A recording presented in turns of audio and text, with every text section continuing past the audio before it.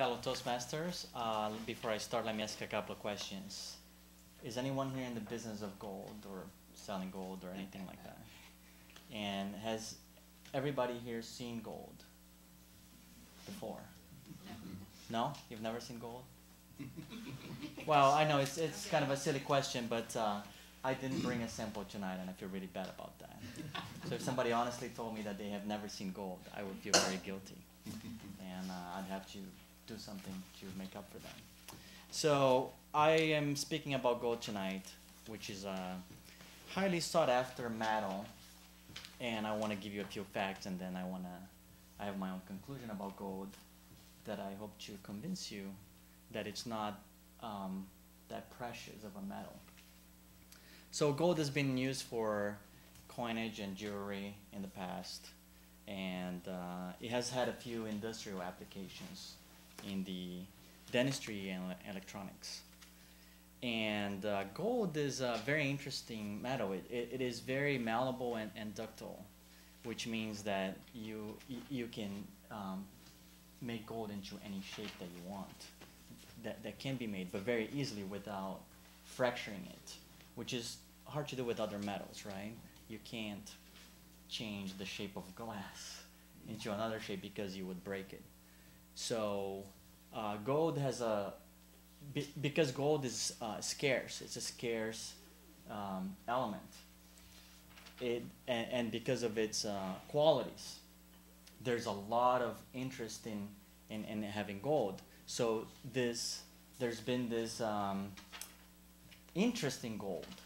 There's a general interest in gold, so which makes it very valuable. So one of the things that is very good about gold is that gold has backed currencies in the past, and gold is the type of thing that you can have it with you, and you can go to any part of the planet, and whatever you need, you can exchange for the gold that you have. And that's not true about most other things. It's not true about money, paper money, for example, because people might not find any value in the paper money that you have, but they will find value in gold. So it's a worldwide value that gold has. And I did some research to find out how much gold has been discovered or accumulated, and I found that the number that is questionable in my opinion, I wouldn't take that as the truth, but I found 165 tons of gold have been mined in human history as of 2009. Why I don't really take that at face value is because I wonder how one would come to that conclusion.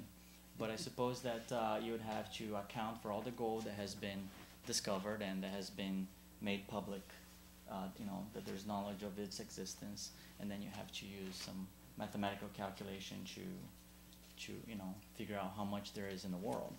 And that's the equivalent to 8,500 cubic meters, which would be the equivalent of a cube of 20.4 meters. So it's about, a meter is about this big. So you would have, 20 times that size in a cube, and that would be the amount of gold that we have found in human history. Gold has also been a conclusion that is a new thought to me when I was doing my research, is that gold has been used on food, because gold is associated with a lot of qualities, you could say. Gold is associated, for example, with wealth. It's associated with power. It's associated with beauty, and it's associated with many other things. Perfection, the sun, and many other things that we can think of. So gold has been used on food. They have sprinkled gold on food before, and I find that very interesting because I'm not aware that, I don't think that gold has any nutritious value. But they had it on food before because it says, this is something of royalty, right? And it's associated with health, healing aspects. So, cultures believe that gold could heal people. So I've been thinking about where that gold goes, right? Imagine that you have a bar of gold, and you use all that bar to sprinkle on food. And where does it go? Well, it goes somewhere, right? But just think of the amount of time that it would take to recover that gold, because it's a real interesting thing. It's I imagine it would take billions of years for that gold that's now sprinkled and in such a miniature form to actually come together and in the form of a nugget or something that we can actually touch and use in different ways. Why I made that point is because I imagine that there's a lot more gold than we can see. We just don't have access to it in this day and age. 24 cataracts is pure gold. Most of the gold that we have isn't pure. It's especially for coins. It's mixed with other metals, so that when you're passing from hand to hand, you're not losing it because gold is so soft. And the final thought that I have about gold is that gold is not that precious. It is what it is, right? It is a scarce metal, you could say. But gold, all the industrial applications that gold has can actually be replaced by other metals. Maybe not with as high of a quality, but it can be done. There's nothing that only gold can do.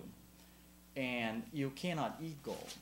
So, if you end up being a nation or even an individual that has a lot of gold stacked away and you're starving, that's not going to save you. So I don't find that much value in gold. I think that there are a lot of other things that are more valuable.